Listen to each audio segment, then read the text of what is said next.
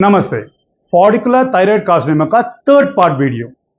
तो आपको ये जो वीडियोस जो पेशेंट टीचिंग प्रोग्राम में वीडियोस जो देख रहे हैं वो अधिक देर पेशेंट्स ही होते हैं, तो उनको फुल आइडिया चाहिए बीमारी के बारे में। सो डिटेल में मैंने 5 भाग में लिया है। तो ये थर्ड पार्ट जो है इसमें मैं आपको सर्जरी के बारे में बताऊंगा। तो फुल आइडिया चाहिए, सो आपको पार्ट 1 से लेके पार्ट 5 तक देखना पड़ेगा। तो इन्वेस्टिगेशन के बाद ये इतना तो पता चल गया है कि कैंसर होने का चांसेस बहुत हाई है। तो ऑपरेशन टोटल थायराइडेक्टमी नहीं तो नियर टोटल, जितना हो सकता है उतना थायराइड ग्लैंड निकालना है। तो ऑपरेशन ईएनटी सर्जन नहीं तो जनरल सर्जन करेगा। साथ साथ में न्यूक्लियर मेडिसिन, रेडिएशन ऑन्कोलॉजिस्ट और एंडोक्रिनोलॉजिस्ट की मदद चाहिए, इसलिए ये एक टीम वर्क है। तो ऑपरेशन करना डिसाइड हो गया तो आपको ऑपरेशन थिएटर लेके जाने के लिए फिट है क्या ये पता करने के लिए उसका रिलेटेड टेस्ट चाहिए।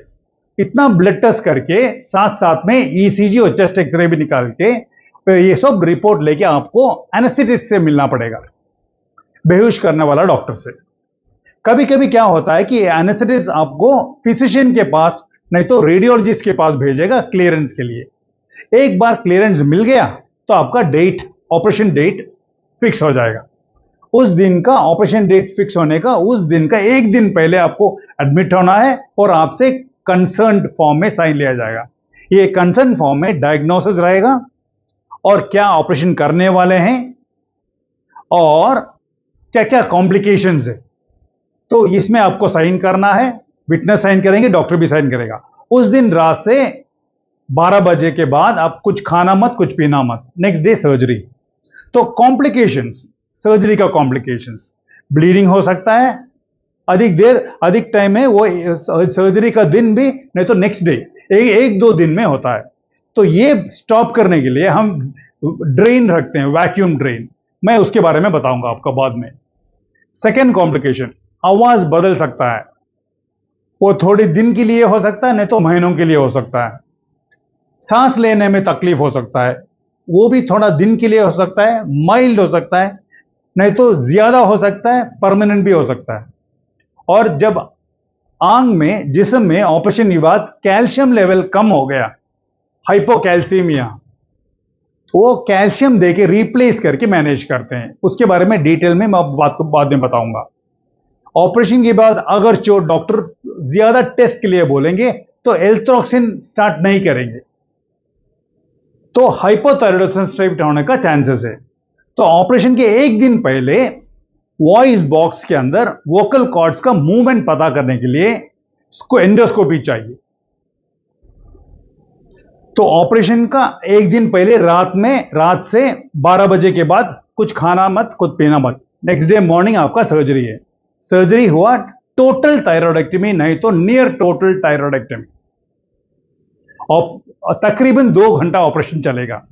उसके बाद पोस्ट ऑपरेटिव आईसीयू में शिफ्ट करेंगे एक दिन के लिए।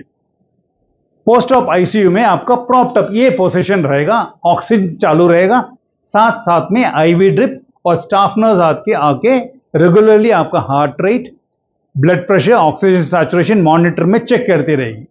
मॉनिटर ऑन चलता रहेगा और टेम्परेचर है क्या नहीं। और ऐसा ही स्टाफ नर्स आपका गले में कुछ सूजन है क्या, ब्रीथिंग डिफिकल्टी ये है, चेक करेगी। साथ साथ में एंटीबायोटिक और पेन किलर्स, पेन कम करने के लिए दवा चालू रहेगा। अब ये पिक्चर देखिए, इसमें ऑपरेशन के बाद इमीडिएटली लिया गया है और इसमें ड्रेन है। ये ड्रेन जो है, इसका वीडियो बताऊंगा, ये वैक्यूम ड्रेन है। अंदर कुछ भी ब्लड जमा हुआ है तो वो चूस के बाहर निकाल दे, वो ड्रेन है। तो जब ये ड्रेन 25 ml से कम है तो उसको निकाल देंगे। फर्स्ट डे ज्यादा रहेगा, नेक्स्ट डे कम रहेगा, थर्ड डे कम हो जाएगा। अगर जो कम नहीं हुआ मतलब अंदर ब्लीडिंग है, हमें कंट्रोल करना पड़ेगा। तो थर्ड डे सुबह में जब ये कम हो जाएगा, ये ड्रेन हम निकाल देंगे। तो कॉम्प्लिकेशंस कैसे मैनेज करते हैं? ब्लीडिंग है, ज्यादा है, दोबारा थिएटर में जाके, ऑपरेशन थिएटर जाके कंट्रोल करना पड़ेगा। आवाज बदली है, एंडोस्कोपी करके एंडोस्कोपी के फाइंडिंग्स जो है उस तरह से मैनेज करते हैं। ब्रीथिंग प्रॉब्लम माइल्ड है, ऑक्सीजन देके और स्टीरॉइड्स देंगे। अगर जो बहुत ज्यादा है, बढ़ता जा रहा है, तो हमें गले में बाहर एक होल डालना है ताकि आपका ब्रीथिंग नॉर्मल हो। इसमें कंसर्न में ऑलरेडी बताएंगे आपको। तो ये ट्रैकियोस्टोमी कहते हैं उसको। अगर जो कैल्शियम लेवल कम है तो कैल्शियम सप्लीमेंट देंगे, और थायराइड का टैबलेट अभी स्टार्ट नहीं करेंगे। तो थर्ड डे ड्रेन निकालने के बाद, वुंड ड्रेसिंग प्रॉपर करने के बाद आपका डिस्चार्ज रेडी। तो डिस्चार्ज के टाइम में एंटीबायोटिक और पेन किलर रहेगा, और हर थर्ड दिन आपको वुंड ड्रेसिंग के लिए आना पड़ेगा। और एल्ट्रॉक्सिन ऑलरेडी आप ले रहे हैं तो स्टॉप कर दें जब तक नेक्स्ट बताया जाएगा तब तक। और एंटीबायोटिक पेन किलर के साथ कैल्शियम और विटामिन टैबलेट चाहिए, और 7 दिन के बाद आपको वापस आना है ताकि आपका स्टिचेस निकाले और बायोप्सी रिपोर्ट भी रेडी हो जाएगा। अब ये 7 दिन में घर में क्या क्या कर सकते हैं, क्या क्या नहीं करना चाहिए। तो ये मेजर ऑपरेशन है। इसका मतलब ये नहीं हुआ कि आप बेड में हर टाइम बेड में फोन देख के नहीं तो टीवी देख के बैठेंगे। आपको नॉर्मल सब एक्टिविटीज करना पड़ेगा, और regular exercise, normal walking exercise, time पे खाना लेना है, और घर का खाना लेना है और अवॉइड करना है। पानी ज्यादा पीना है, गला ज्यादा ऊपर देके एक्सटेंड मत करो। थ्रोट में पेन रहेगा, दर्द रहेगा थ्रोट के अंदर, गले के अंदर, बट वो अपने आप 3-4 दिन में चला जाएगा। और गले के पीछे दर्द होने का चांस है, ये कम करने के लिए ऑलरेडी पेन किलर है आपके पास। और नहा सकते हैं, बट देखना है कि ये जो गले का बैंडेज है वो गीला ना हो जाए। एल्ट्रॉक्सिन स्टॉप कर दिया तो इसलिए क्या होता है, हर दिन आपका वजन बढ़ेगा, पाँव में सूजन रहेगा, सूरत गोल जैसा हो जाएगा, और ठंडा आप संभाल नहीं पाएंगे, और हेयर फॉल हो सकता है। पेन आंग में, जिस्म में दर्द रहेगा, और एंग्जाइटी जैसा रहेगा, इरिटेबल स्टेट में रहेंगे, नींद ठीक से नहीं आएगा। कभी कभी क्या होता है कि हाथ में स्पैसम जैसा रहेगा, टाइट पकड़ने जैसा रहेगा, वो हाइपोकैल्सीमिया की वजह से। वो बहुत इंपॉर्टेंट है हाइपोकैल्सीमिया, ये मैं आपको डिटेल में उसके बारे में बताऊंगा।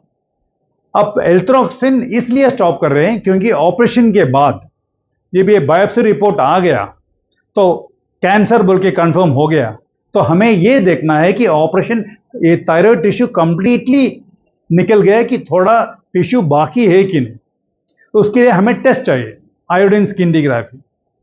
तो जिस्म में जितना भी आयोडीन है, जितना भी थायराइड टिश्यू है, उसको आयोडीन से फ्री करना चाहिए। तो ये इतना मेडिसिन और खाना आपको अवॉइड करना है अगर जो वो टेस्ट करना है।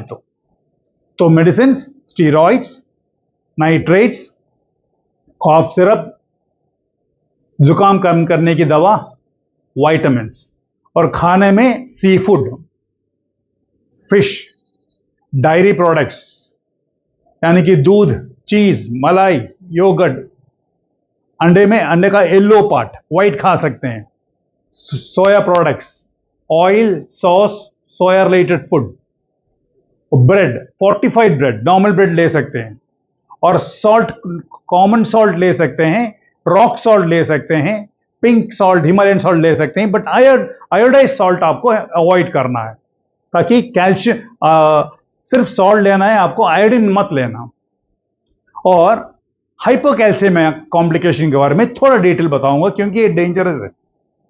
जब जिस्म में कैल्शियम लेवल कम हो जाएगा तो पेशेंट पहले घबराहट शुरू होता है, इरिटेबिलिटी बढ़ जाता है।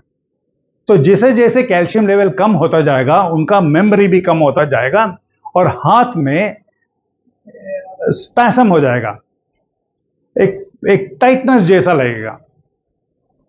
और ये टाइम में भी चेक नहीं हुआ तो बढ़ता जा रहा है, तो हार्ट में प्रॉब्लम कर सकता है, और साथ साथ में सांस लेने भी प्रॉब्लम कर सकता है। इसका मेन इश्यू ये दो लास्ट जो मैंने बताया है। हार्ट में प्रॉब्लम कर सकता है और सांस लेने में दिक्कत हो सकता है। इसलिए आपको इमीडिएटली आपका डॉक्टर को इन्फॉर्म करके आपको जितना जल्दी हो सकता है हॉस्पिटल पहुंचना है। तो डॉक्टर सिंपल सा 2 टेस्ट करेंगे, हाथ में बीपी अपैरेटस बन के सिस्टोलिक प्रेशर ज्यादा करेंगे, तो जैसे ये पिक्चर में दिख रहा है वैसा हाथ का पोजीशन ऐसा हो जाएगा, और फेस में कान के सामने टिक कर छीएंगे। डॉक्टर जब भी छीता है तो उधर टिकिंग सेंसेशन होगा, स्पैसम हो जाएगा, उसका मतलब कैल्शियम लेवल जिस्म में कम है। तो आपको इमीडिएटली एडमिट करके मॉनिटर करना है ताकि आपका हार्ट का प्रॉब्लम नहीं तो सांस तकलीफ बढ़ ना जाए।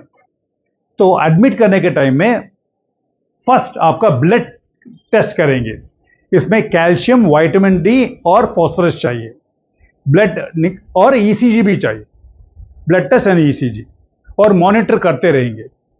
जब ब्लड टेस्ट करने के बाद लैब में भेजने के बाद इमीडिएटली कैल्शियम शुरू कर देंगे, वो 3 घंटा का ड्रिप चलेगा। 3 घंटा के बाद कैल्शियम दोबारा चेक करेंगे, वो नॉर्मल हो गया तो कैल्शियम टैबलेट डोज इंक्रीज करके एक 8 घंटा नहीं तो 1 दिन के बाद आप घर जा सकते हैं, और विटामिन डी इसके साथ में चाहिए। तो ये हुआ थायराइडेक्टमी और कॉम्प्लिकेशंस का मैनेजमेंट। आप इसका नेक्स्ट वीडियो देखिए, उसमें आपको स्किन डिग्राफी के बारे में डिटेल में बताऊंगा।